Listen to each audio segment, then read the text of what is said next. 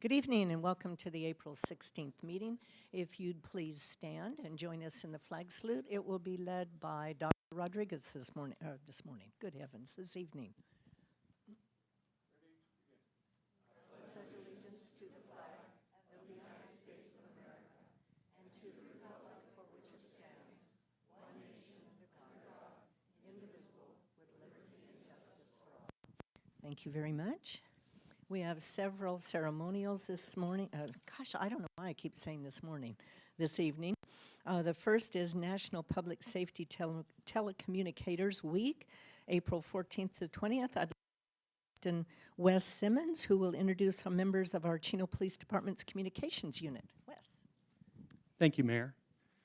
Can I have Public Safety Dispatcher Brenda Ortiz, Public Safety Dispatch Supervisor Jen Boss, and Lieutenant Aaron Kelleher, who is the manager of our communications unit and a former dispatcher.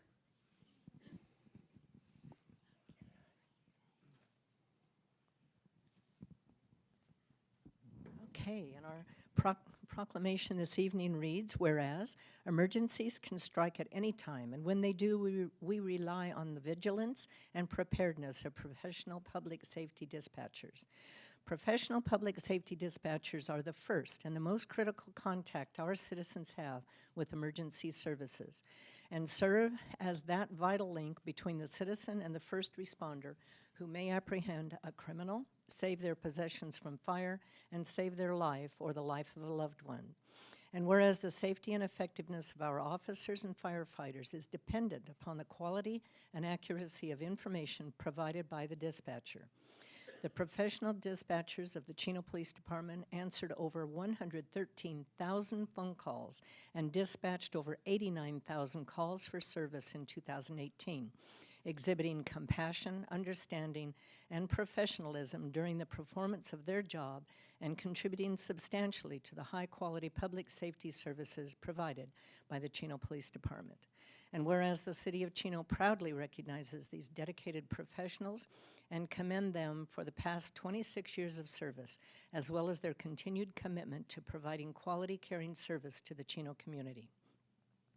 Now therefore, I, Eunice Emialoa, Mayor of the City of Chino, in honor of public safety dispatchers whose diligence and professionalism keep our city and citizens safe, do hereby proclaim April 14th through the 20th, 2019 as National Public Safety Telecommunicators Week, presented the 16th day of April 2019. And would you like to explain their job? Absolutely, Mayor. First of all, thank you and to the council for taking the time to recognize this week. The ladies and gentlemen who work in our dispatch center answer over 113,000 calls. That's almost 10,000 calls per person that's in there. It's quite extensive. And now they also have the ability to answer text to 911. So our motto for text to 911 is call if you can, text if you can't. And they are often the first one on scene of our critical incidents. They're that calming voice, not only for the person who calls, but also for the officer in the car who's responding there. So we just are so thankful for them and the great job that they've done. Our city has had its own dispatch center for 26 years now, and it's been an incredible addition to our community and also our first line of customer service to our public. So thank you. Okay, Wes, I'll give you this proclamation.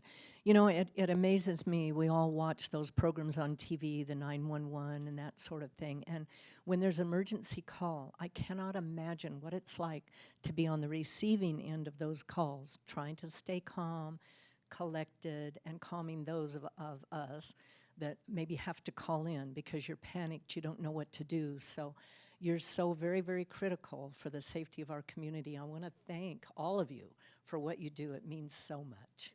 Thank you. Thank you so much. Oh, you're welcome. Thanks, Wes. They do an amazing job. Okay, next we have Earth Day, April 22nd, 2019. I'd like to call up Jocelyn Blakely. She's the City of Chino Project Coordinator. Hi. How are you? Good. How are you doing? Good.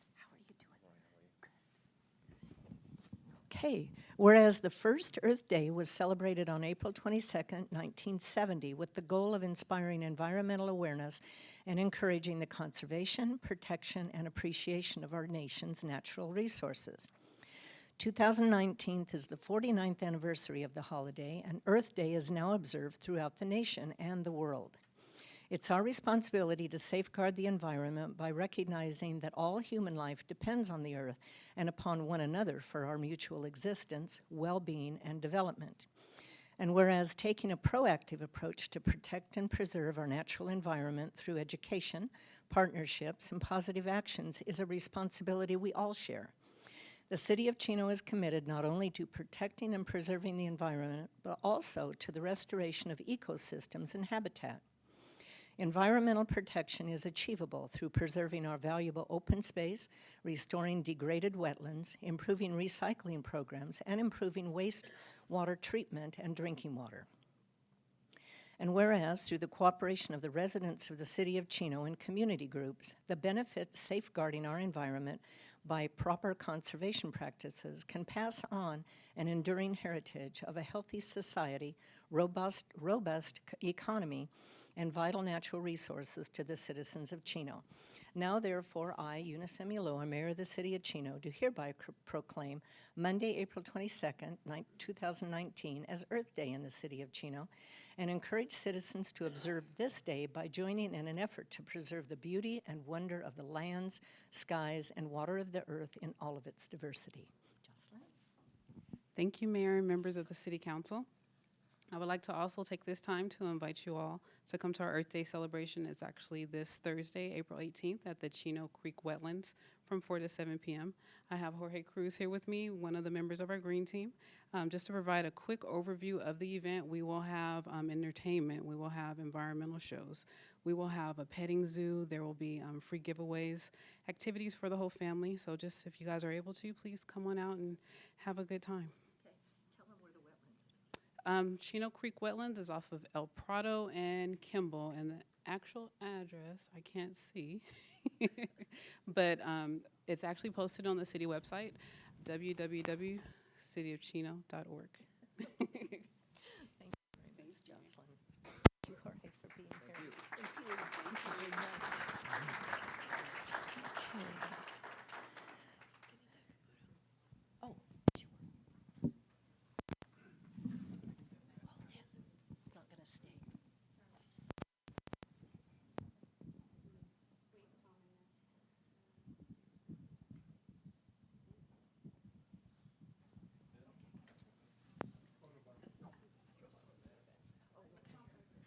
The address of the wetlands is 6075 Kimball. It's actually a EUA site. Okay, next we have the National Day of Prayer. I'd like to call up Marco Miranda, from Calvary Chapel, Chino Valley, who will receive the proclamation. Hi, Marco. How are you? Very good. Good. Whereas the National Day of Prayer has been a part of our country's heritage since it was declared by the First Continental Congress in 1775. In 1988, the first Thursday in May was permanently chosen as National Day of Prayer.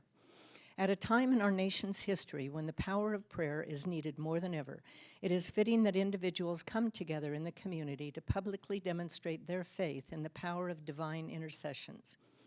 May 2nd, 2019 has been designated National Day of Prayer. Therefore, it's fitting that we join with Americans across the country, representing all faiths and creeds, to unite in prayer to thank God for the blessings we have received and to ask for the wisdom to meet the challenges of the future.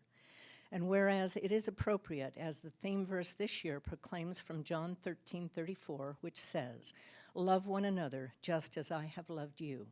And now, therefore, I, Eunice Emiloa, Mayor of the City of Chino, do hereby proclaim Thursday, May 2nd, 2019, as National Day of Prayer and urge each citizen to observe this day in keeping with their personal beliefs. Marco, would you like to say a few words? Yes. Even as the mayor was reading here, we do live in critical times where there's so many different things going on around the world, and even here in America and locally, that I think we all need wisdom to make good choices every day. And I would encourage all of us to start the day with prayer and ask the Lord for wisdom, and He will grant it to you. Thank you very much.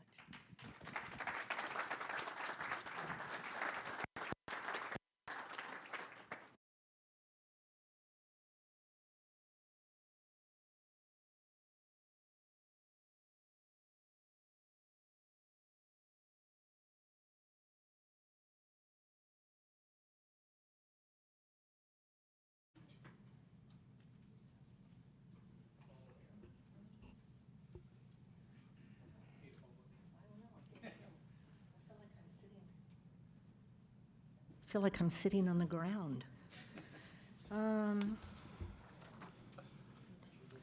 Okay. Are there any agenda additions or revisions? I have no changes, Mayor. Okay. Within our packet this evening, under information, is the Economic Development Report for March of 2019.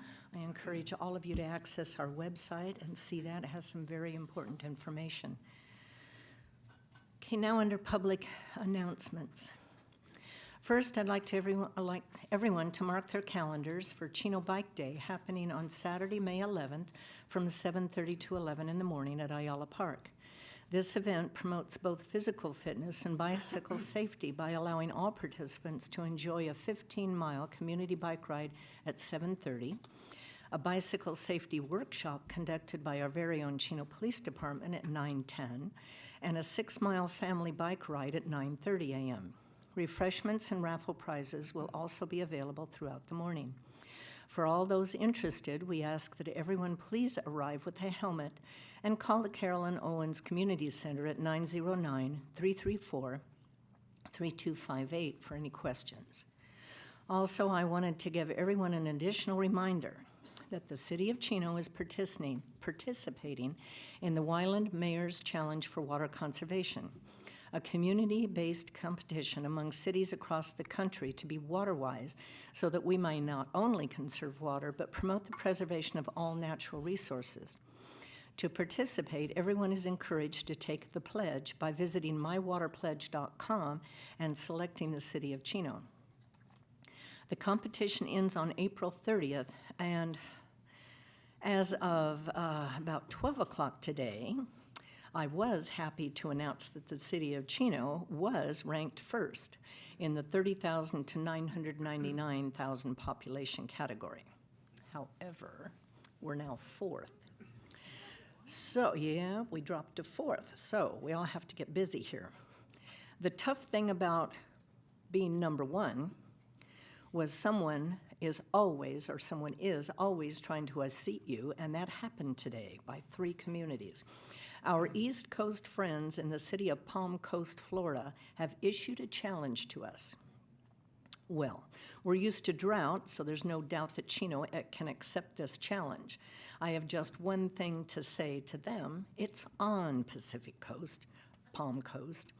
Chino, go to mywaterpledge.com and show Palm Coast and the other 2 or 3 communities how we really do it. So we've all got to get on the ball and pledge our support for the City of Chino.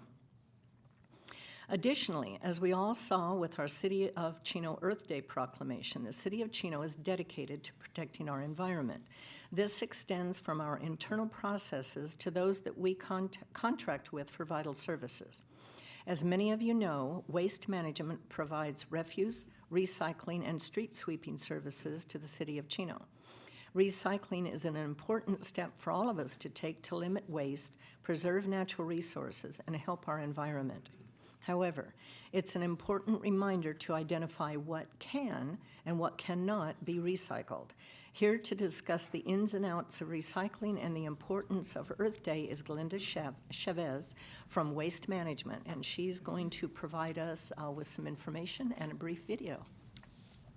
Thank you, Mayor and fellow council members, for this opportunity to speak to you all today as we recognize and honor Earth Day, or Earth Month. I also want to thank you for taking the time out of your busy schedules to visit our Azusa MRF. I think that I could be up here telling everyone what we're facing, but until you're actually seeing it, it really does make the issue, hits you home, and you really do understand the challenges that we are facing. So with that, I know that I can't take everyone to the MRF, so I wanted to share a video with you to kind of give you, give the audience and the residents a little bit of a perspective of what you were able to witness firsthand. So if we could have the video.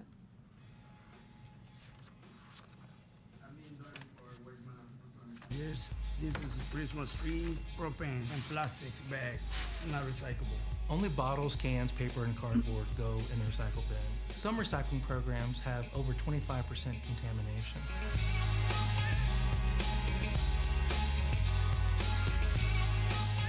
We spend too much time sorting through contamination and not enough time sorting through good material to help the environment. The oddest thing I'd have seen was a skint deer. I saw a badger dead with his eyes open, and it terrified me. I thought it was gonna wake up, so I didn't touch that one. The most common thing that I would see contaminate the line would be Christmas lights. Water hoses that stop the stars from spinning around, and anytime we get jammed, the whole system shut down. Right now, as you can see, everything is shut down because we have to clean the machines. There's a lot of plastic bags that we get through the system. Grocery bags, bags filled with leaves, that's also get caught up in the screens. String cleaning is when we go inside the string and we take out the unwanted material, old clothing, old shoes, metal material. But when we go inside the screens, you might have a pole sticking out the shaft, and we have to pry it out. Or we might have cords that's wrapped around 3 shafts, or ropes, or chains, and we have to use the tools to get those things out. The tools we have is a hook knife, some wire cutters, and some pliers. 6 times a day, we stop the machines to clean for contamination. Well, it would probably take us up to 2 hours to clean the screen out when recycling is not done properly. We try to clean the screen 100% so it can run smooth as possible without causing any jam. Now that I work here at Waste Management, I tell my friend that recycling is really important. If more people would recycle right, we could process more recycling a day.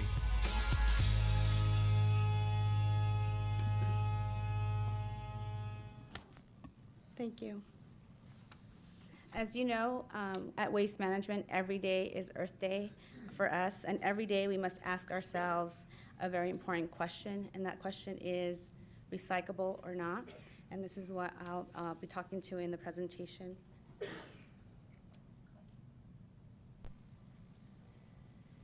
So I'm here to help you all answer this question.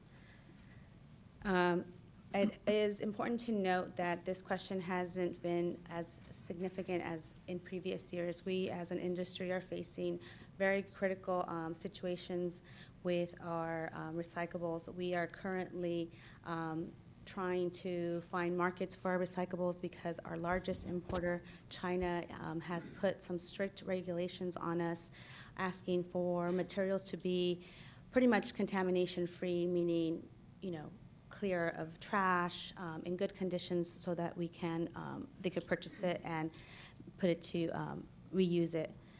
So one of the questions we need to ask ourselves is what makes something recyclable? We all, once a week, we put our recyclable cart out on our curbside, and we make it convenient for everyone to put different commodities inside: plastic, paper, cardboard, metal, all the kinds of recyclables that our households produce. So we got that down. We are able to collect efficiently and effectively. The challenges we're facing is on the processing and the end market. As you can see from the video, a lot of the materials that we collect are not 100% recyclable. There's bags filled with trash. There's items that are plastic, but not necessarily items that we recycle. So the days of you thinking it has plastic, let's put it in the recycle bin, are gone. We really have to go back to the basics. So making the processing process easier is crucial for us. As you can see, we put a lot of labor and we invest in state-of-the-art machinery to make sure that we are doing our part in making sure that we separate recyclables properly and that we're storing them adequately. However, in the end market is where we really need people to understand. We could collect everything, but if we don't have a buyer for those products, it's not going to get recycled. And so with the situation that we have now, with China being stricter on what they're purchasing, not only for the United States, globally, we really want to make sure that the material that we send out there is in good condition, because if it's not, it gets sent back to us, and we have to deal with it, and we have to incur the cost as well. So I have some of these, I made copies of this handout with information as to what is recyclable and what isn't. On the right, you have the most common contamination items that we collect, which is the plastic bags, food. I know you guys, we talked about the pizza carton, cardboard boxes and stuff. So basically, if it has food and we can't take it out, it doesn't belong in our recyclable. So, please don't put it in there. We also see electronic, waste, e-waste. We see blankets. We see hoses. We see, and a lot of people think that styrofoam is recyclable, but we're really, staying away from that. We see tires. If you think about it, we've seen it. And so these are some of the common things that we ask you not to put in there. If you think that they go there, they don't. What we really want you to focus is on the left, is how to recycle often and how to recycle right is our campaign. We're going back to basics, which is the plastic bottles and containers, food and beverage cans, paper, cardboard, paper stock, and food and beverage cartons. We ask that you empty them, that they don't have any liquids, so that they don't contaminate the other items that we're already collecting. Obviously, we don't want food waste, plastic bags again, styrofoam, and definitely no needles or syringes. I'm proud to say that Waste Management has really invested a lot in making sure that we have the resources available to you, whether you are a municipal customer or a business or just a residential customer, a multifamily manager or schools. You don't have to be a customer of ours to access this information, so I encourage you to help us promote it. There's a lot of great useful information. There's videos, there's pamphlets that that you could print out and give handouts so that people could understand the importance of what is recyclable and what isn't. And as you all did, which I noticed in the last council meeting, you all talked about what you were able to learn, and I do appreciate it, and that's really what we want you to do. What can you do to help is really help spread the word, implement a recycling program at home and at your business, and also ensure that only acceptable items are collected.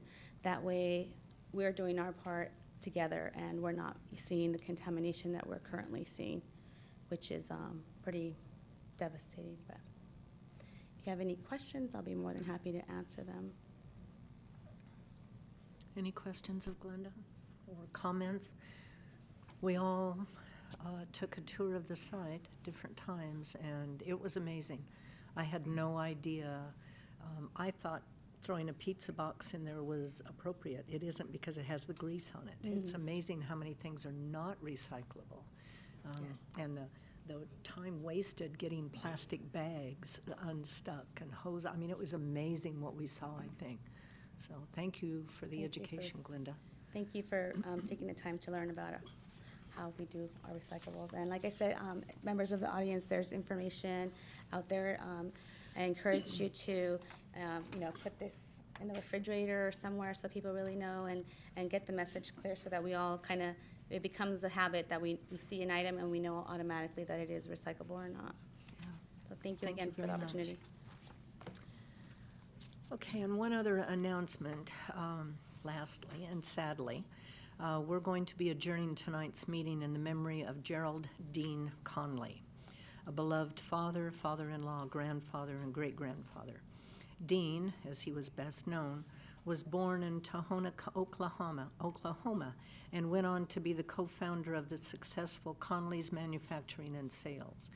Dean lived a full, active, and loving life and is survived by his son Gary, his 2 daughters, Sandra Elrod and her husband Earl, and Deanna Easton and her husband Cliff, 9 grandchildren and 13 great-grandchildren. He will be deeply missed. There will be graveside services on Saturday, April 27th at 11 o'clock at Pomona Cemetery with a lunch scheduled after the services at Central Basco. I knew Dean since I was, I think 16 years old. Is when I first met him, and interestingly enough, years later, he and his wife, who passed before him, she and I both worked at General Dynamics, and she always used to speak about Sandra Jean, and I had no idea that Sandra Jean was Earl's wife. So it was a funny coincidence, I guess, but Dean was just a pillar of this community. He was involved in so much. He was kind of a self-proclaimed Basco, was always at Central Basco and always at the club, the Bass Club, and he just was a wonderful man. He's going to be really missed. Those of you from years ago may remember Conley's Hardware up on Mission. Well, he was the owner of that. And then, of course, Conley Manufacturing, where Tom, his nephew, had a manufacturing shop for motorcycle mufflers years and years ago. And now the manufacturers, they've been for many years, of greenhouses. Wonderful man, and he really is going to be missed. Okay, next on our agenda is public comments. Our first request to speak is from Mr. Marco Miranda of Calvary Chapel, Chino Valley. He's going to lead us in invocation. So I'd like to invite all of those who would like to participate to please stand.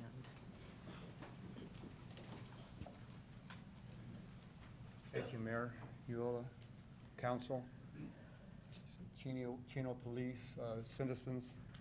Thank you for this opportunity to open in prayer. Let's pray. Father God, we thank you for your grace, your mercy, and the great love that you have shown us, Lord. We welcome you here to this meeting. I pray that you would bless the council and Mayor Eola with the wisdom, Lord, to make good decisions that would honor and please you. Fill us all with your spirit, Lord. Lead us and guide us. We ask your blessings upon this meeting and upon the city of Chino. In Jesus' name, amen.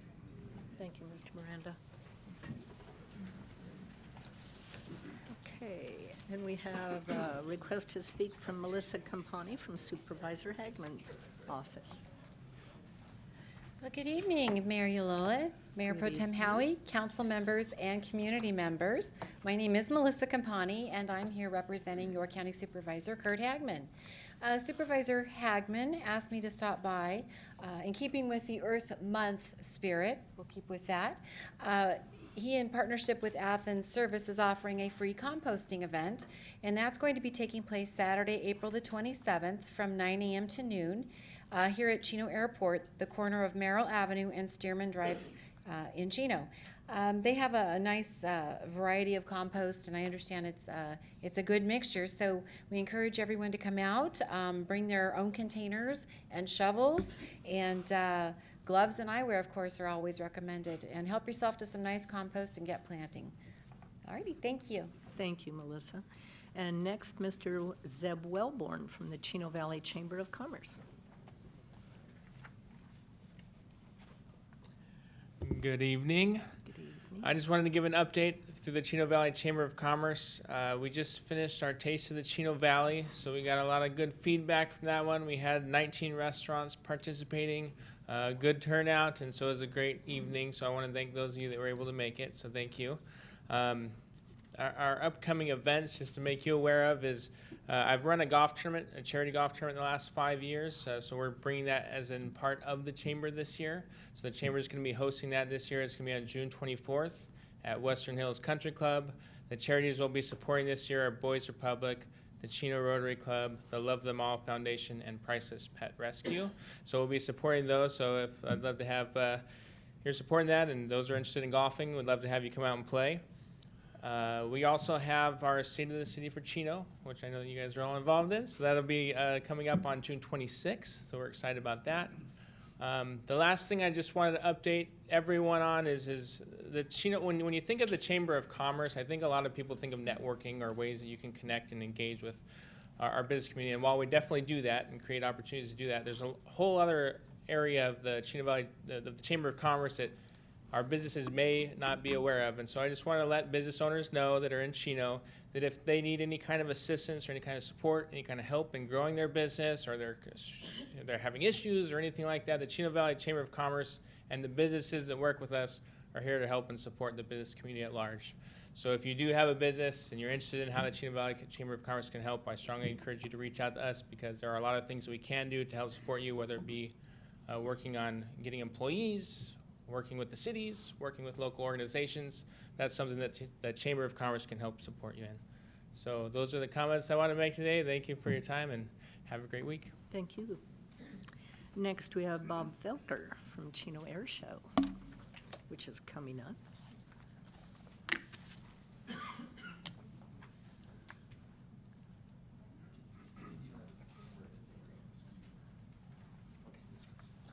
Hi, good evening, Mayor and council members. My name is Bob Velker from the Chino Airport. And I'm going to wait for a moment for people at home to turn to one another and say, we have an airport? That's right. And we have, it's not only the home of one of the greatest air museums on the planet, it's a living museum, living air museum called Planes of Fame. And it's also the host of an annual air show where some 40,000 people will be flocking here on a good weather day. And it's actually 2 days, Saturday and Sunday, May 4th and 5th this year. And I just want to encourage everybody to be aware of it. It has, it's extraordinary in the fact that it's vintage aircraft along with contemporary aircraft, in other words, current warbirds and things like that. But it's going to have over 40 warbirds from World War II, other airplanes from World War I all the way through the Korean War and Vietnam War era. So I call it a living museum because the artifacts there are not just on static display, but they're actually maintained in flying condition, and it's world renowned, and it's rare. It's very unusual to find something like this. So just wanted to encourage everybody and invite them to come. There's a website called presentation.The that they're selling tickets. And for a limited time, you can get $5 off. The tickets are only $25, but there's $5 off if you act quickly. So again, it's planesoffame.org and the Chino Air Show. Bob, I think you're going to add something new this year, correct? What's that? With your tent, with the different occupations? Oh, I was trying to put together a career fair, and I got plenty of excitement from the students and the schools, but I just couldn't get any traction from the business owners. So I'm going to try to do it again next year. I think it's maybe something that needs a little more, it's unusual what I was planning, and I think I need to get more traction going with the business owners and employers earlier, I guess. I don't know. It just couldn't quite come together, but I think it's a good idea. In essence, what I wanted to do is have the world, I'll take a moment. The world is short of 500,000 commercial pilots, 2/3 of a million mechanics. People are not thinking of aviation as a career industry, or an industry that's hiring and a career opportunity. And so with that in mind, I myself and a lot of people have been trying to get students aware of this industry and the kind of skill sets and vocational sets that the industry is looking for. In large part, are part of when I say the aviation world is handicapped ever since 9/11 because of the sequestering of pilots and people who work on airplanes. So where it used to be you could often mingle with pilots and people in the industry, after 9/11 security issues, it makes it very difficult for that to happen. So that's the handicap, and in response to that, what I was trying to do is get a tent and get maybe some 20 or 30 employers, give them a booth in this tent, and those 40,000 visitors that are coming through, oftentimes young people with their parents, who are going to be obviously interested in what these young people are choosing to get into as far as a career. With those, with that in mind, I mean, with that, would be an opportune time for employers, or I should say people in the aviation industry, to explain what kind of skill sets are needed and get the encouragement and support of their family structure. And so ideally high school kids, junior high school kids, looking at what kind of colleges to get into, or maybe even college kids, people graduating from college, realizing that the aviation industry is hungry for young people. And third thing would be the fact that when we think of aviation, we think of pilots and mechanics, and we stop there, but we don't realize that people with internet skills, people with accounting skills, people with basic marketing or business or office management, all those skills, all those things. The aviation industry is exploding in every component, and so it's manifested primarily in the pilots and mechanics, but literally anybody with strong desire to excel and grow in a growing industry have opportunities in the aviation world. So. Well, I would encourage anyone out there that this has piqued their interest to contact Bob, because he is a wealth of information when it comes to aviation. But yeah, I was amazed. We spent a lot of time talking about that. And you just think of pilots and stewardess, airline stewardess type people, ticket people, and mechanics, and you don't think of all the other services that are needed. And myself, 20 years in the industry, I own my own airplane and things like that, but I will just say that people who are in the industry, people who enjoy flying and have their own aircraft, that kind of stuff, they are so happy to share this with people, young people especially. And so I encourage young people, hang around airports, go to flows, meet pilots. It's a very big fellowship and fraternity, and it's welcoming young people to get involved. The Civil Air Patrol is another avenue, but the colleges, Chaffee College, Mount Sac, have programs to get into being a pilot or mechanic, that kind of stuff. It's an exciting world. Well, I hope. And you get to travel too. The travel's not bad. I hope your phone rings off the hook. Thanks. Thank you very much, Bob. I'd like to say something. Okay. Eunice? Yeah, just 1 second. And just to piggyback off what you're saying, I work for the Sheriff's Department. We're in charge of the aviation unit, and for the last year, we've been looking to fill 2 of our mechanic vacancies, and we just can't find people that can fill those voids. So they're definitely out there. It's just getting people trained and experienced to be able to take those jobs. If I could take a moment, you reminded me just last Saturday, Southern California Edison, their aviation division is at Chino Airport. I mean, everything aviation in Southern California Edison is housed at Chino Airport. They hosted a Avoid the Wires, clinic. I mean, a symposium of all these. They invited people who fly helicopters, law enforcement, medevac, that kind of stuff, as well as fixed-wing pilots like myself, but just to come and just get a sense of what it takes to avoid Edison's infrastructure, which is what we're talking about, the wires that are carrying electricity as well as the guide wires that hold the poles up. It was very well attended. It was the first time they ever did this, and there was like 500 people there. It was extraordinary, and a lot of folks flew in, and they're planning on doing this now. Several times a year because of the demand. So they struck a chord because they don't want people striking their wires. Excuse the pun. Mr. Rodriguez? Yes, I'm getting a little bit ahead of myself, but in my report tonight, I have been working with Dr. Shannon of Chaffee College in collaboration with college careers and also trades, and also with Threshold Aviation, which has a large need for, as you mentioned, for mechanics, for jets, and so forth. So right up the alley, maybe after the meeting, you can speak with me. Oh, sure, yeah. The community outreach from the people like Threshold, just, the passion is there. Yeah, Dr. Shannon, I've had a number of discussions with him too. Okay, very good. Thank you very much, Bob. Now, those are the written requests to speak. Is there anyone else in the audience that would like to address the council on any item that's not on the agenda? Okay, we have a tradition here, and that is students that are attending for credit for their classes are invited to come up and introduce themselves and say the school that you're attending, your teacher, and the class that you're here for. So I see a couple in the back. Come on, Zeb, you're going to come up again.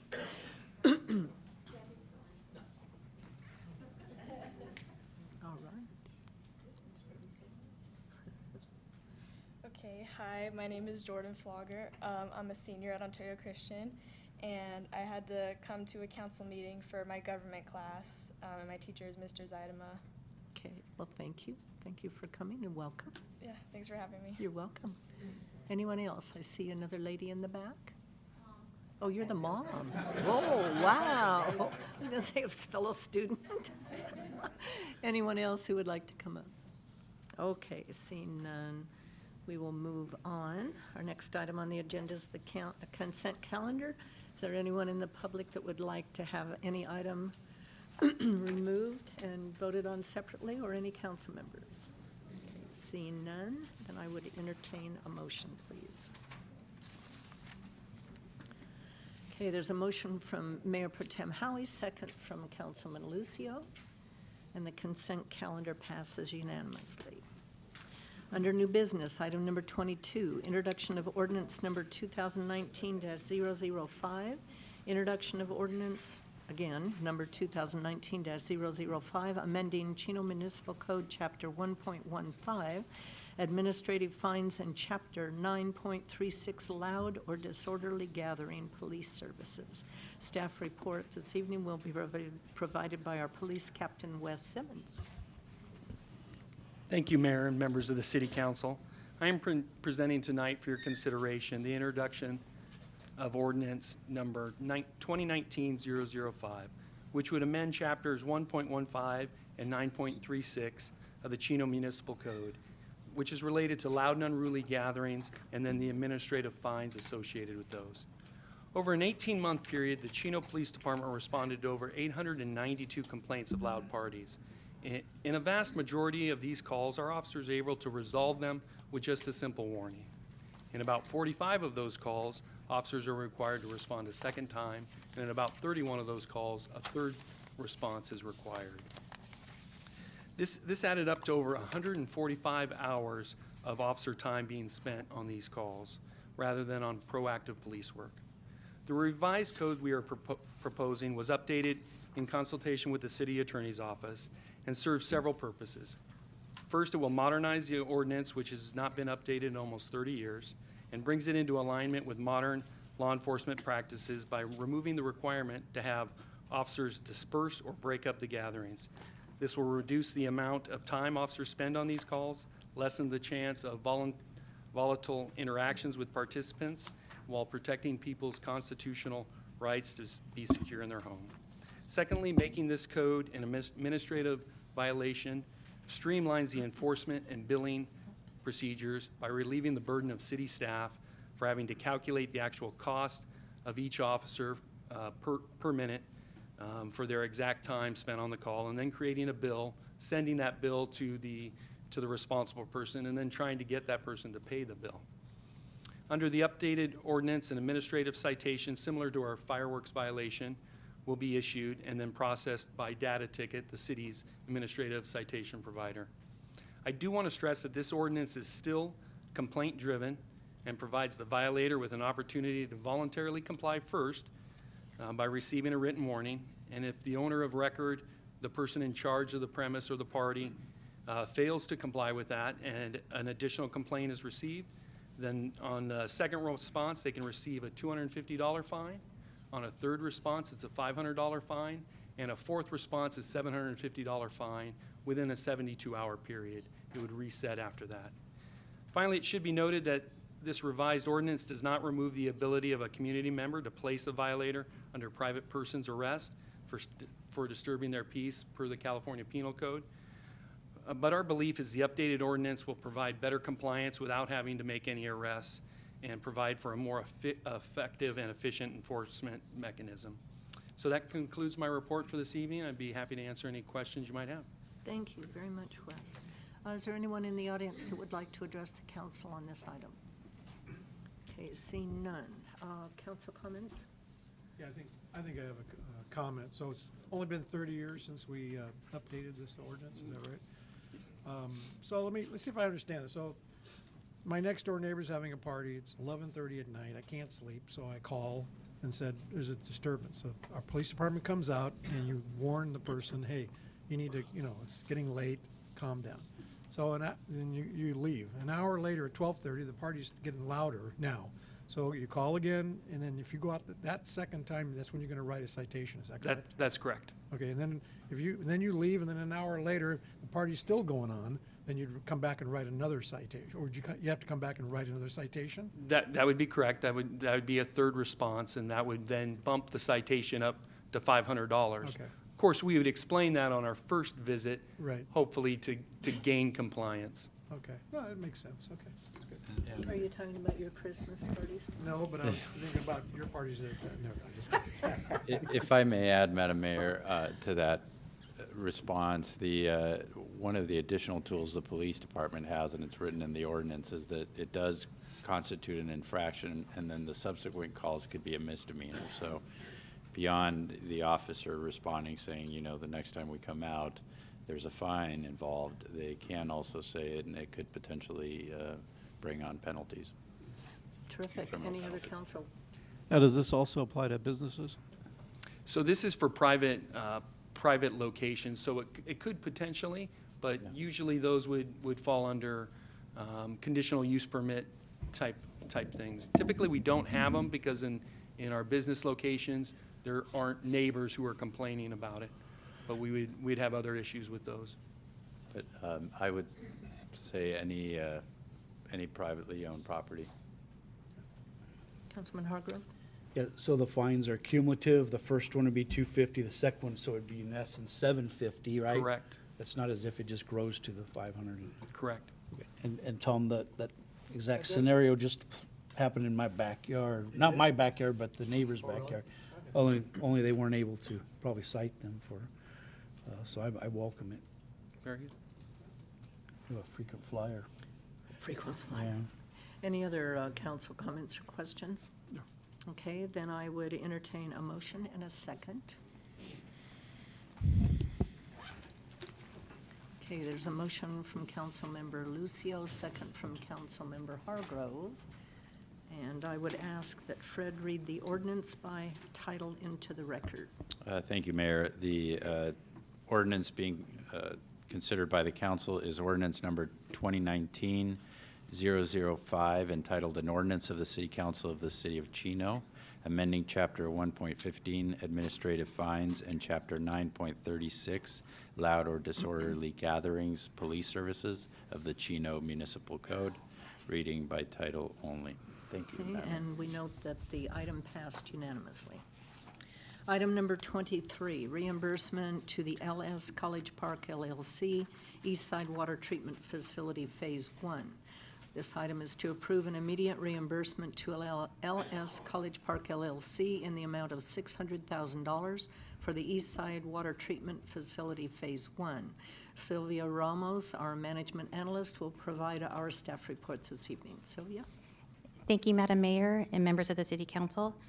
On September 16, 2016, the City Council approved a reimbursement agreement in the amount of $13.5 million with Lewis Management Corporation, Lennar Communities, and LS College Park. The agreement detailed respective responsibilities to fund the construction of the Eastside Water Treatment Facility for Phase 1. Lennar Communities acted as the general contractor for Phase 1 and constructed the project to the satisfaction of the city. This project was formally accepted by the City Council on May 1st, 2018. The total DIF eligible expenditures approved by the project engineer is $12,949,321. Per the terms of the agreement, LS College Park is entitled to $3,470,934.76. Staff and the city's consultant, LAE Inc., reviewed all of the cost accounting submitted by the developer, which is deemed complete and accurate. Therefore, it is staff's recommendation to the City Council to approve an immediate reimbursement to Ellis College Park in the amount of $600,000, bringing the remaining balance forward to $2,870,934. Staff will continue to monitor the fund balances in both the citywide and the Preserve Water Development Impact Fee programs until the total obligation under the terms of the agreement are fulfilled. This concludes my report. I'd be happy to answer any questions you may have. Thank you, Sylvia. Anyone in the audience would like to address the council on this item? Seeing none. Council comments or questions? Okay, then we need a motion, please, and a second. Motion from Mayor Pro Tem Howie, second from Councilman Lucio, and the item passes unanimous. Item number 24, award professional services agreement, on-call construction inspection services. This item is to award professional services agreement to Albert A. Webb Associates, Riverside, California, in the amount of $250,000 for an on-call construction inspection service. Our staff report this evening will be provided by Mr. Mike Haru, our Deputy Director of Development Services. Thank you, and good evening, Madam Mayor and members of the City Council. The Department of Development Services oversees the inspection activities for new construction and capital improvement projects located in the public right-of-way.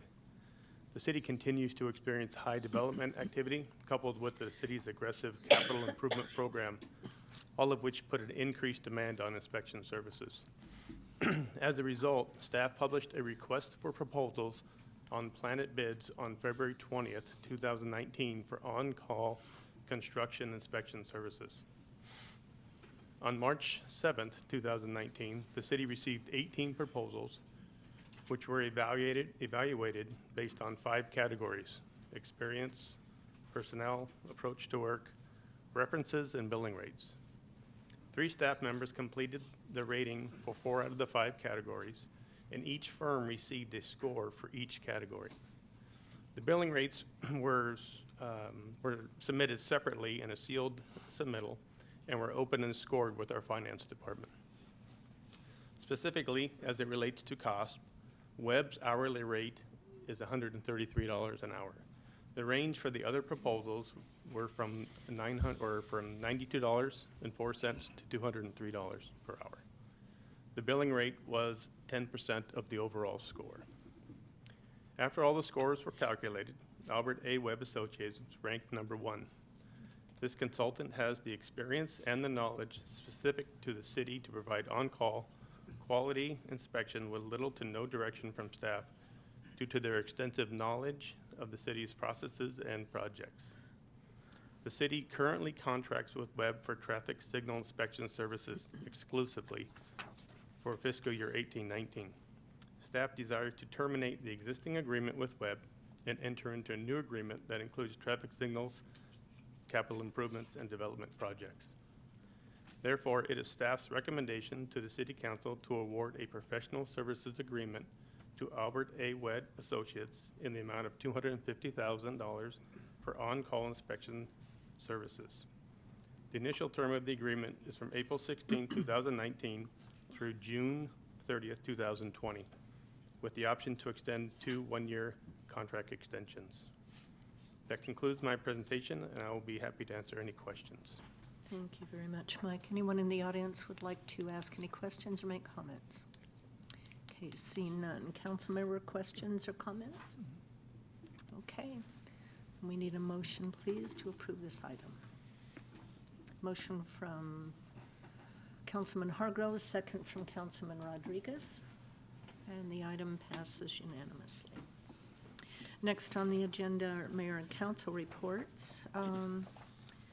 I have one action item before I give my report, and that is item number 25, to ratify my appointment of Linda Takeuchi to the Community Services Commission for a 3-year term ending on June 30th, 2020. Linda has been with our Community Services Commission since 1989, and I received a letter from her asking for reappointment.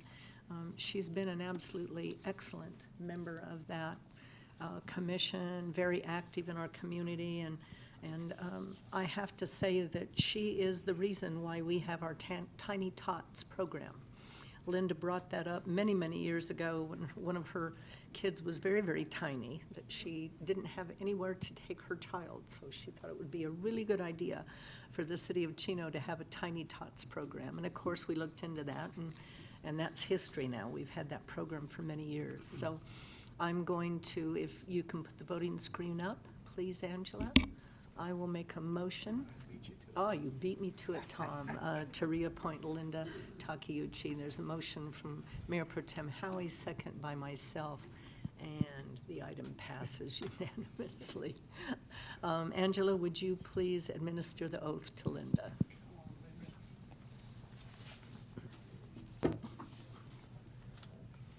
She now has grandchildren that could be in that program. 5, all boys. I, Linda Takeuchi, do solemnly swear that I will support and defend the Constitution of the United States and the Constitution of the State of California against all enemies, foreign and domestic, that I will bear true faith and allegiance to the Constitution of the United States and the Constitution of the State of California, that I take this obligation freely without any mental reservation or purpose of evasion, and that I will well and faithfully discharge the duties upon which I am about to enter. Linda, congratulations. Would you like to say a few words? No, you don't want to say anything? 20 years? Come on. Well, it doesn't seem like a very long time. I can't tell you how much I love the city of Chino and its residents. It's a beautiful place for children, for seniors, for families, businesses. And I know there are times when I scold people about certain things, but you can't ask for a better community and a better feeling of community. And I hope we can keep that. I work very hard to try to keep that. Thank you.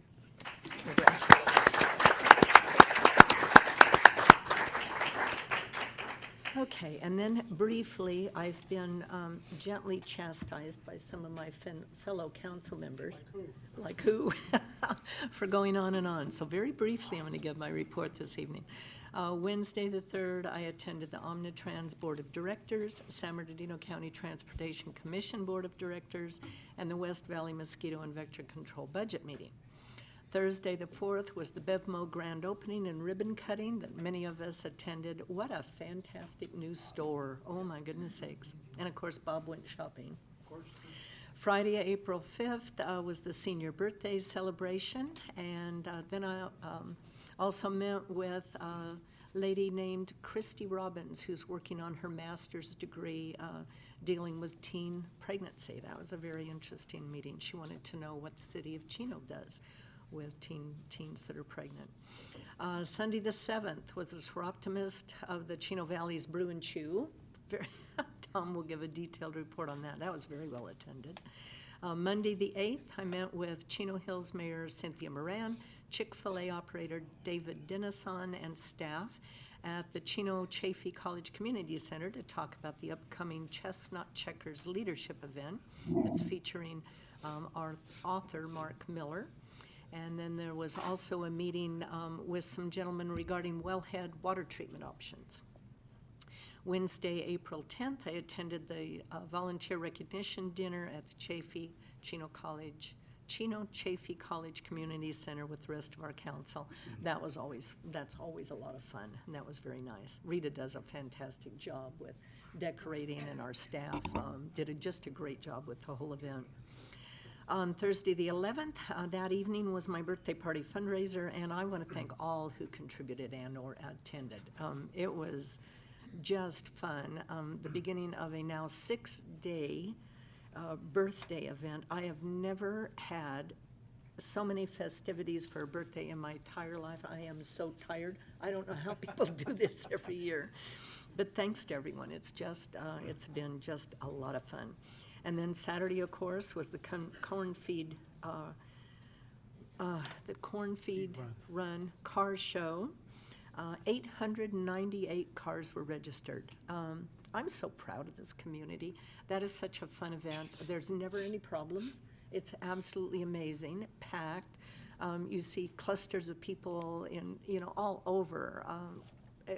Just amazing families and friends and people getting together that hadn't seen each other for a while. And I can only imagine how much all of those cars are worth. It's mind-boggling. So I want to thank especially Walt Pocock, who has just devoted 13 years to that event. His granddaughter and her husband kind of ushered him around all day to make sure he didn't get too tired. But the Chino Seroptimist, and they were there helping. The Kiwanis is the one that is the major sponsor of that event, and they just did a fantastic job. Worked themselves to death. Our Public Works Department just did an outstanding job with the streets and the cleanup and everything, and the PD was there, and it's so nice to see all the people interacting with the police. They're on motorcycles and bicycles, they're just everywhere. People are just having a great time. It was just fantastic. So, okay, I'll hush. Mayor Pro Tem Howie, your report now. Thank you, Mayor, and congratulations on your birthday and all the parties and everything. Thank you. Very exciting. The last 2 weeks have been extremely busy. I must have attended 11 or 12 events, which it just seemed like there was nonstop the last 2 weeks, but I'll go through them quickly, okay? Sure, Brenda, you can look at your watch. It's okay. All right, so April 3rd, I had an economic development meeting at City Hall. Everything's going well, economic development-wise. I had a Chino DeSalter board meeting on the 4th, then the BevMo opening. The BevMo store is pretty exciting, and we've been waiting for years to get them to come down into Chino. Now they're in the Spectrum, what is that, the South Spectrum by Walmart. Where Party City was. Right, where Party City was, so that was good. Also that evening, I was at the Preserve community meeting out in the Preserve, talking to the residents about what's happening. We talked mostly about traffic and trying to get Bickmore Avenue opened again, and that's now is getting to be quite the challenge with the developer having all kinds of problems with the sinkhole. But that's progressing along. Seroptimist Brew and Chew fundraiser, that was well attended, and the weather was perfect for that. The Chino Chamber Taste of the Valley attended that. The San Bernardino County Transit Authority meeting, I attended that one also, and the corn feed run. The weather was perfect this year for the corn feed. If you can remember back to the first few years when we used to have it in August, by noon or 1 o'clock on those days, everybody was just wilted and just couldn't wait to go home. It was so hot. But the weather this year was perfect for that day. It got a little warm, but it still was really, really nice. And it's getting to be quite the car event of the year now with almost 900 cars. It's just incredible. And all those and there's little cars too going along. They run these little cars through. It's a crack up. It's really a good event. And then I got to participate selling. It's a corn feed, so our Rotary Club we actually cook and sell corn there. And I think we had 4 cases of corn, which is a lot, and sold almost all of them. So that was pretty good. There was a lot of corn consumed at the car show. And then last but not least, I was at Plains of Fame Museum last Sunday for the Girl Scouts 10th annual flag retirement, where and it was well attended. There was so many, and they take all they had hundreds of old flags, and they cut the stars off and fold them up, and they get them ready to be disposed of properly, not touching the ground and everything. But the girls, they all parade out with the flags, and they play the different Army, Navy, Air Force songs, and it's just moving. It's really a good event, and it was very, very well attended out of Plains of Fame. And that's it. That's all I got. Okay. Councilman Hargrove. Okay, thank you, Mayor. First off, happy birthday, congratulations. Thank you. And then secondly, I want to say thank you to Linda.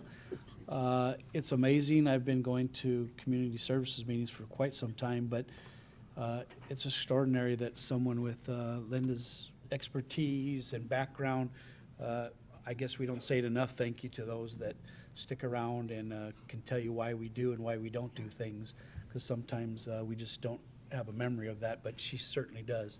So thank you very much for continuing your service. Appreciate it very much. I'll try to run through these. I think the mayor's given me her extra time, so Tom, we won't really gain anything in that. But April 3rd, I attended the Economic Development Subcommittee with Tom. It was great, talking about things that may potentially be coming up in the city, and I guess when they actually arrive, you'll be the first to know. And then BevMo, of course, I went to that, another great event. I have never been in a BevMo before. If there's anything you want, they have it, that's for sure. That evening, I also went to the Preserve. Nice to talk to some residents there. Some showed up that were even from the other parts of Chino. Wanted to talk about some things, and we kind of passed those along to the city manager and PD and all those people that they wanted to talk about.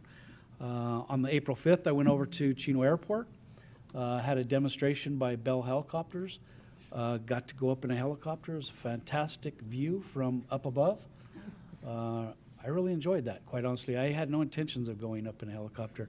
I'm the only guy I know that was in the Air Force that never wanted to step on a plane or get in a helicopter, but that was quite enjoyable, and look forward to that kind of thing. Then went over to a ribbon cutting for the Fab Fit Fun.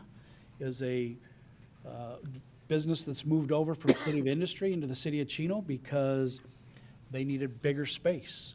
And bigger space, quite honestly, means more sales, and more sales mean more employees. So they went from a 250 employee operation at City of Industry to now they'll be up to about 350 here in the City of Chino.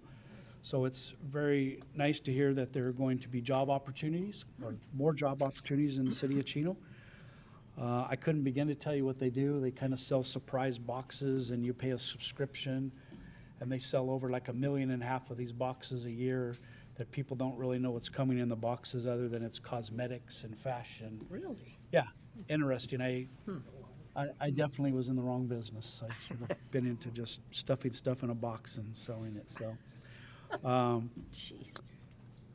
went over to the first Friday Arbor Day at the Chino Youth Museum. Again, fantastic event. Went a little longer than I could stay there, but the kids that were there seemed to be enjoying every minute of it. It's nice to see 3, 4, 5-year-olds dancing to songs and performing, and again, great staff that are there, Chino staff that are putting that on. Appreciate all that they do over there. And then April 6th, went over to the Healthy Chino Family Day, Healthy Family Day at Yellow Park. Again, fantastic event. I mean, you know, it was a beautiful day. Headed over to the Prado Park workshop, put on by the 4th District Supervisor or the County of San Bernardino, looking at what they'd like to do to expand the park out there. So that got a little bit in the weeds with information, but we sat through it, and you know, I think there was quite a few participants and attendees there that, and there's plenty of opportunities to still go on the website and submit your interest. So I encourage you to do that. April 7th, went over to Brews and Chews. Haven't been over there before. It was a fantastic event. I was only there about an hour and a half, and had to leave, unfortunately, but they were still flowing in when I left about 1:30, 2 o'clock. They were just getting there. So I hope that was quite a success for the Seropolis. And April 8th, went over to the Taste of Chino Valley, put on by the Chamber of Commerce. Great event. April 9th, attended the CIM, the California Institution for Men, Chino's Prison, and the CIW, Citizens Advisory Committee. It's always quite interesting to go there. I encourage anybody. It's a public meeting. It's done every quarterly. It's posted in the Chino Champion when those meetings happen. Just to report real quickly, CIM announced they had spent another $400,000 on fence improvements. So I'm quite certain that there's been some push from outside forces, probably locally, to tell them to get their act together and help create a safer environment down there. So I think that's results of that is coming out. Of course, when they spend that money, the state doesn't give them more money for what they've spent. They just have to spend it from somewhere else, in their budget, so something else doesn't get done. Did they talk at all unfortunately. about the mental hospital? It's still on track, and their track, heading forward. They still have some designs that have come out. In terms of the public, I haven't heard anything in terms of them announcing to the public the next stage of that. But of course, the state, as they are, they forge forward, and nothing really stops them. So I still on track to go in. The population of inmates is up a little bit there, 3,800. It has been down around 3,000. Most of that's primarily from the medical that they provide there. Inmates are getting a little bit older in the system, so they're headed to CIM because it's a high priority or a high-risk medical facility. And plus, they have a lot of programs there. That warden that's down there, Dean Borders, has improved from maybe about 30 to 40 programs there to about 105 now. So that's something that's really, and that's primarily from volunteers in the community that go there. They still have the same amount of vocational and technical schools, but these are programs like anger management, and Tim Robbins has an actors gang there that's, he's an actor that inmates get to learn how to act out their anger management issues in a different way than what they're used to. I will say that he has announced his retirement. July will be the warden's retirement date.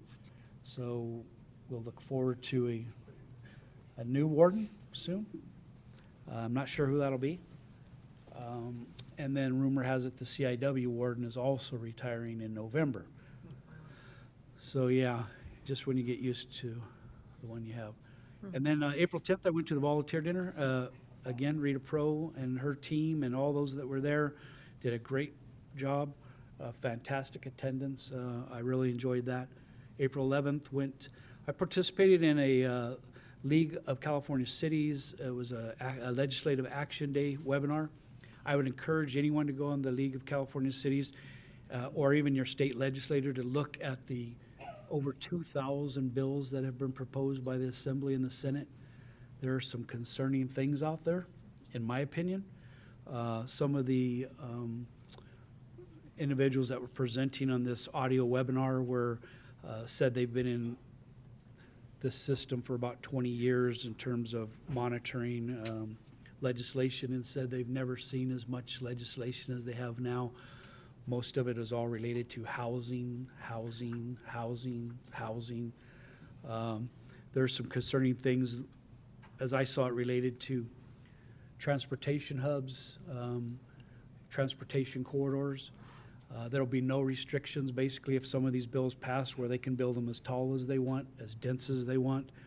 So if you have vacant land around those kind of things that may even be as simply as a bus line that goes up through the center of your city, if there's some vacant land there, the bills that are proposed are to build as much and as high as they want to.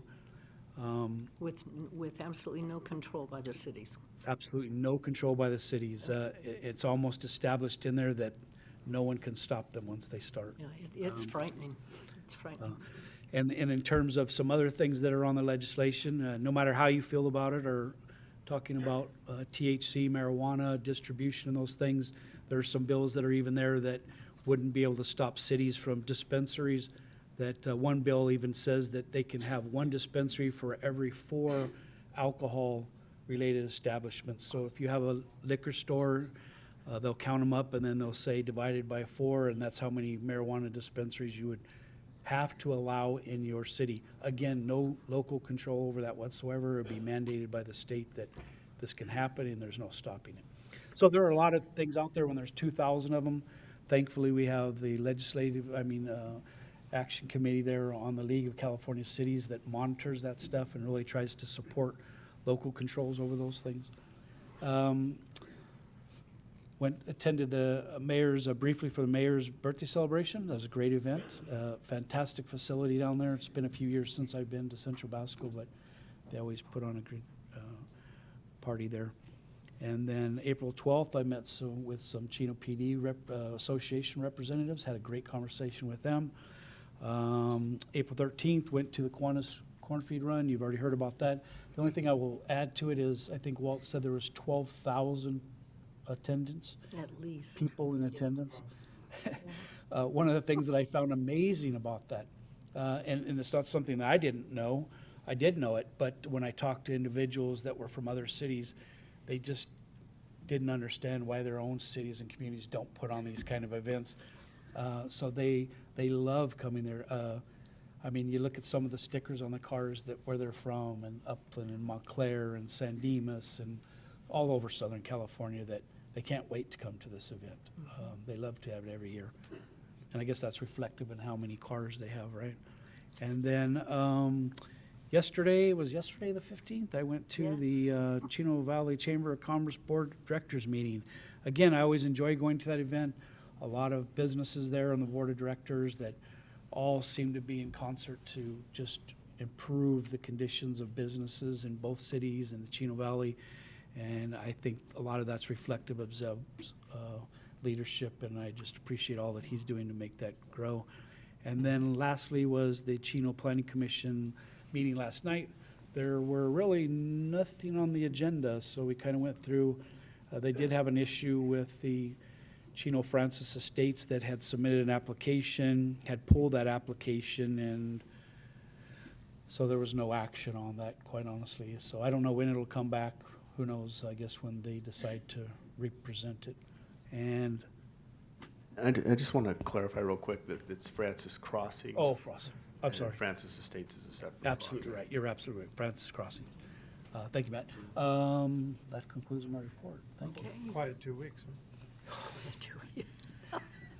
Be careful what you ask for. Thank you, Mark. Councilman Lucio. Okay, on April 5th, I went to the presentation at the Chino Airport where they spotlighted the Bell 505 helicopter. It was a great presentation. I'm interested to see what the numbers come back and look like. On April 6th, I attended the Healthy Family Day at Ayala Park with Councilman Hargrove. It was well attended. It was nice to see Chino PD out there and Chino Valley Fire. And then a lot of the dentist offices that were there, they were trying to get people to obviously go visit the dentist. They were having different fundraisers or spending different things so that you could win an opportunity to go out there and get exam and whatnot. But it was good to see the grocery stores that were out there, letting them know that all the healthy alternatives that they have. I think it was Clark's that was out there. Then later on, we went to the Help You Grow event for Prado Park there at Chaffey College. There's a lot of ideas being floated out there as to what's being proposed there at the park. There was a lot of people that attended, but I wish there would have been more people. And I talked to one of the residents from the preserve. It would have been nice to see more people from the preserve, since the park is right next to them, to come out there and at least look at the ideas and decide what they want there and what maybe they wouldn't want there. On April 8th, we attended the Taste of Chino Valley, and that was a great event. A lot of restaurants highlighted there. We went right before we went to the Angel game, so it was just a quick stop, and then we ended up I leaving. had to put that in there, huh? They did win, by the way, that time. So the Dodgers. April 10th, I attended the City of Chino volunteer dinner. One of the things that was very impressive is not only the amount of volunteers that we have here in the city, but the amount of youth that actually volunteer and participate was pretty impressive to see. It shows that they obviously love the community and they're very involved, and that says a lot to the community service folks, because they engage these kids early on and they remain engaged and participate in activities. April 13th, I attended the 17th annual Corn Feed Run, and the great thing about that is my son always talks about, he looks at these Challengers, the new ones, and he was able to see, the muscle cars of back then and what these cars are now, trying to emulate the muscle cars of the past. But it was a great event. We walked around. It wasn't very hot. The sun was out. It was nice, and I think it was just a great family day. And that's all I have to report. Thank you. Councilman Rodriguez. Okay, April 4th, I attended the SCAG meeting in Los Angeles, which dealt with transportation and that all of us are dealing with in Southern California, in Chino and so forth, as well as the emerging technologies that concern smart cities throughout Southern California. April 5th, I attended with our mayor, the senior citizen birthdays, which is always a joy to be there and see the young folks with their happy faces and cakes and coffee and everything. But it's a lot of fun. April 5th, I too attended the Chino helicopter demonstration by the Bell Corporation. It was really exciting to get in that helicopter. I mean, it is so quiet.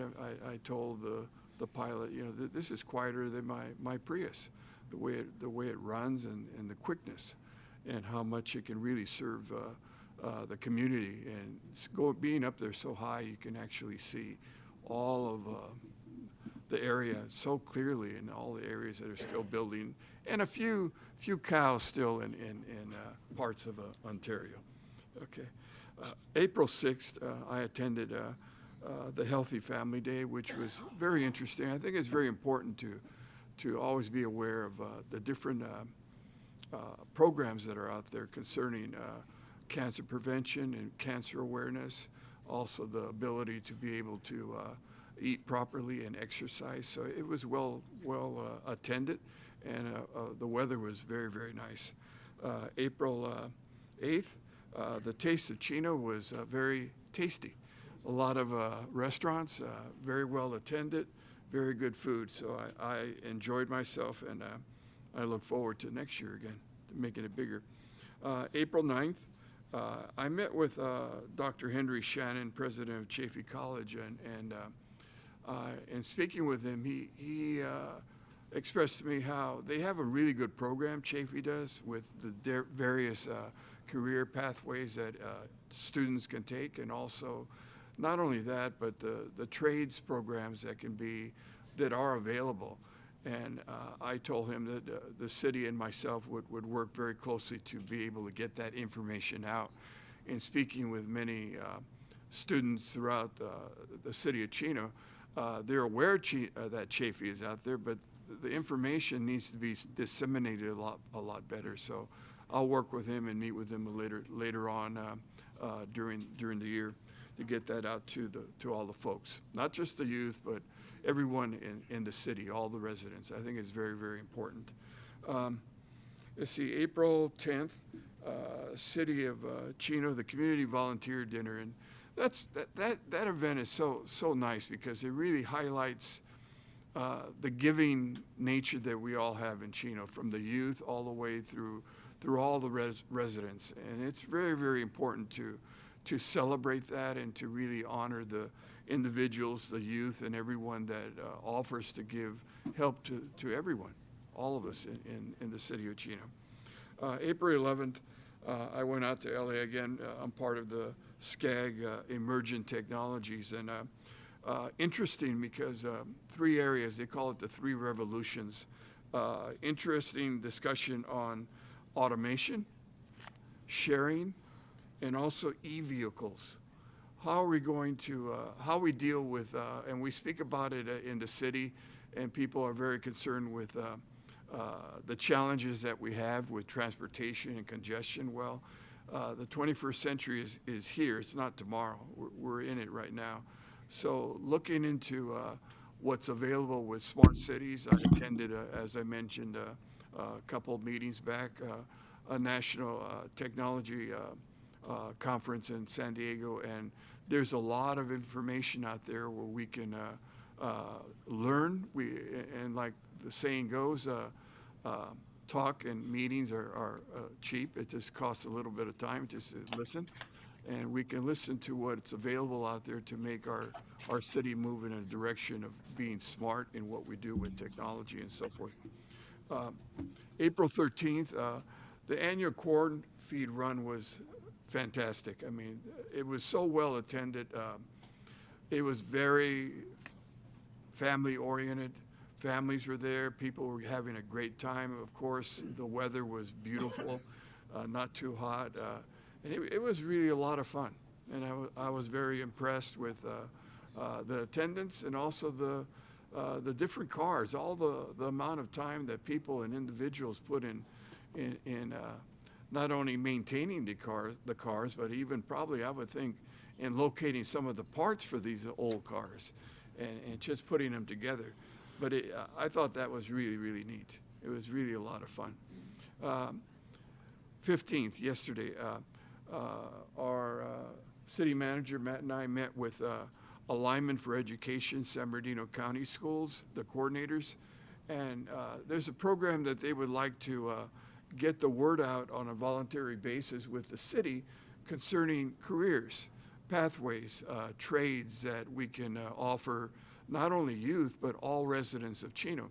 Because when you really think about this type of idea, they were telling us San Bernardino is a big, big county, and we're one of the counties in Southern California that really does not have a lot of participation, if any participation, in San Bernardino County. So Matt and I did speak to them, and we said, you know, on a voluntary basis, we would start with the city and perhaps get that word out that it is available, working with them in developing pathways and maybe even hopefully getting the schools, that's a different entity, to collaborate with us in opening up pathways for schools K through 12, not just high schools, because my background being in education, you know, when you're a junior in high school, I think it's a little bit too late.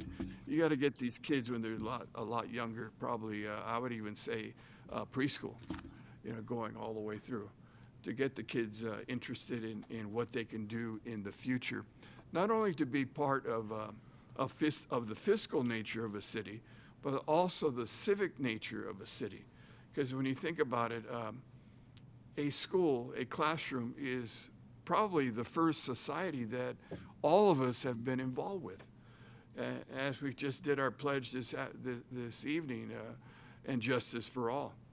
So they learned this civic responsibility even from a very, very young age. So I think it's important, and I think it's exciting to be able to work with the county. And having worked and been at the League of Cities with the presentation that they did, there's a huge dashboard, and also recently they came out with a labor document that has all the labor available and trades available throughout the county. And it is available online, and anyone interested, they can contact me, and I would provide them with a link so that they can see what the county has recently put out for this. So I look forward to working with the Alliance for Education with the San Bernardino County Schools. So that concludes my report. Okay, thank you very much. Yeah, I failed to mention the Prado Park session that was held. It's my understanding that Friday, the county put a link on their website to the survey to get people's input on what they would like to see at Prado Park. And I really encourage people to go on that website and access that survey and fill it out. There's some very interesting things that the county is proposing to be built down at Prado Park. And much of it may not be according to what people want to live next door to. And some of it is very good. But please go on their website, access the survey, and fill it out and get that information back to the county. They're fast-tracking this pretty quickly. I think they're intending to come out with a draft suggested plan, I think in June, if I'm not mistaken. Some of the alternatives that they have on their website that they showed on that Saturday workshop may not be feasible, but if they don't have public input, they may move forward with some of their suggestions if there isn't public input. So I encourage everyone to access their website and fill out that survey. Next is our city manager's report, but Matt, I have a question. Have you heard anything about CIM and the medical facility? Has anything been reported to our staff? No, the last correspondence we had was we commented on their EIR. Typically, as part of that process, they're obligated to respond to the many comments that we provided. I've yet to see anything, but certainly staff can follow up to see what the status is of that.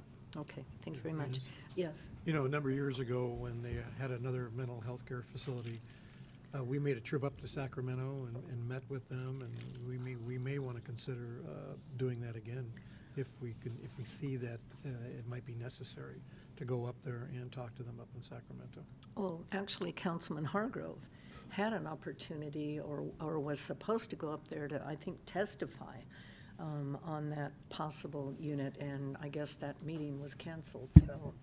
Yeah, that was more in response to Assemblymember Freddie Rodriguez and his bill 675 to do security assessments, probably less specific in terms of meeting with the Department of Corrections and their intent for the mental health facility.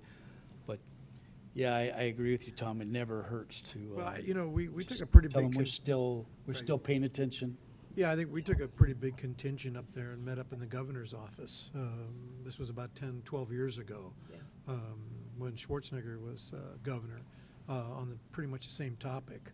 And so we should probably take another look and see if we might need to go up there again.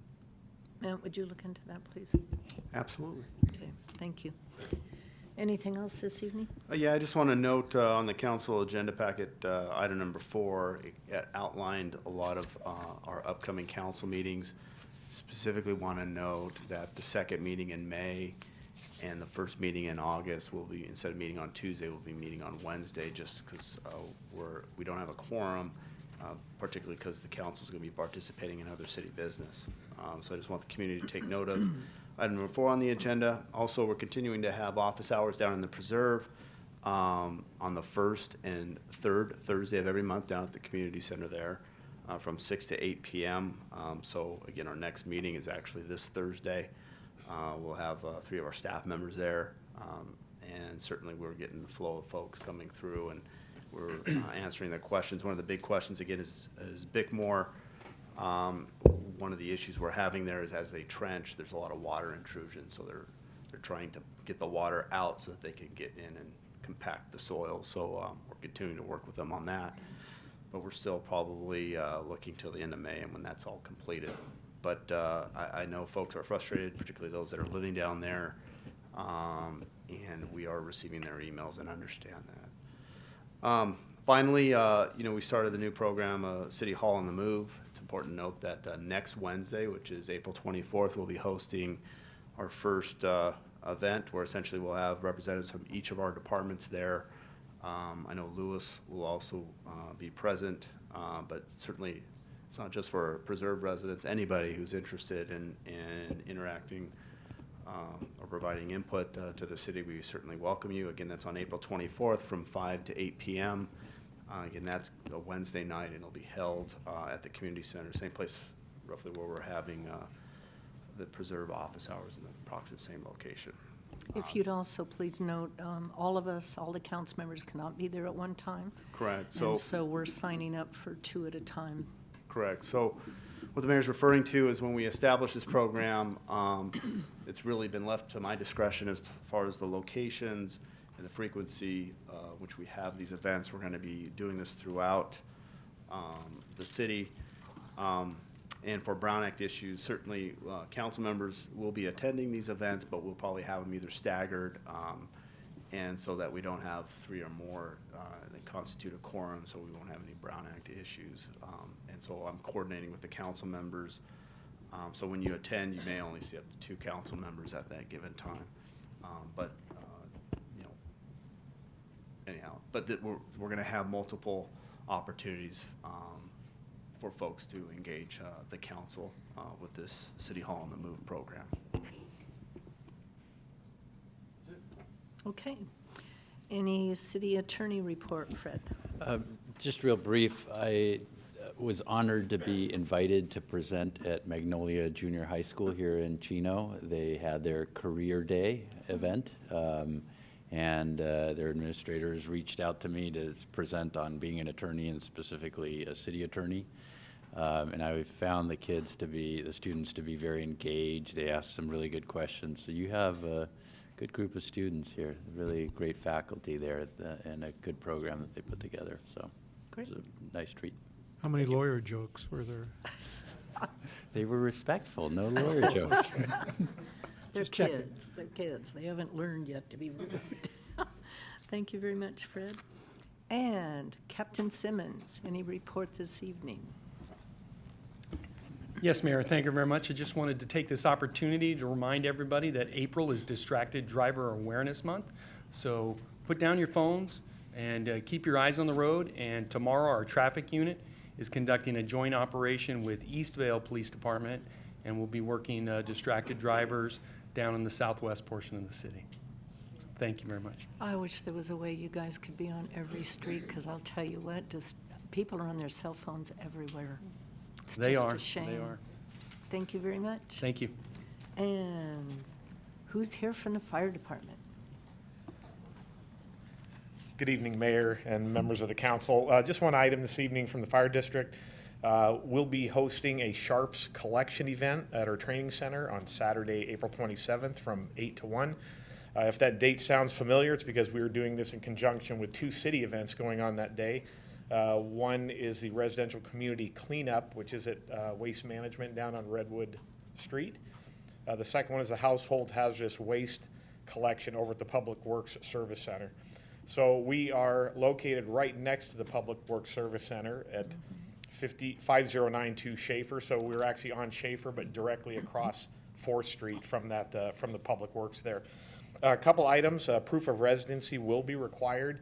And when I say residency, that is of the district. So city of Chino, Chino Hills, and then that unincorporated area just on the north end here. Sharps are required to be in approved containers. We will have containers available there. A lot of people collect these in all kinds of either of a bag or coffee cans, but we'll have those available, but it is required that the residents actually make the transfer of those Sharps into those containers before we can accept those.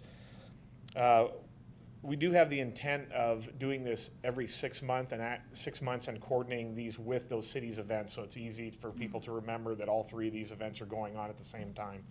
So with that, if there are any questions from the public, they can contact our Community Risk Reduction Office at 909-315-8825. That's all I have. Thank you very much. Thank you very much. Okay, and with that, I believe, Mr. Ballantyne, shouldn't we be actually adjourning to the workshop on May 3rd? Certainly we can, but we'll be preparing a separate special meeting notice for that. But will be our next meeting, which would be May 3rd in this council chambers beginning at 9 a.m. And that's going to be a special workshop with our executive management team and the council. Then also our regular meeting will be held on May 7th at 7 o'clock with closed session at 6 if necessary. And again, we are adjourning in the memory of Gerald Dean Conley. Good evening. We are adjourned.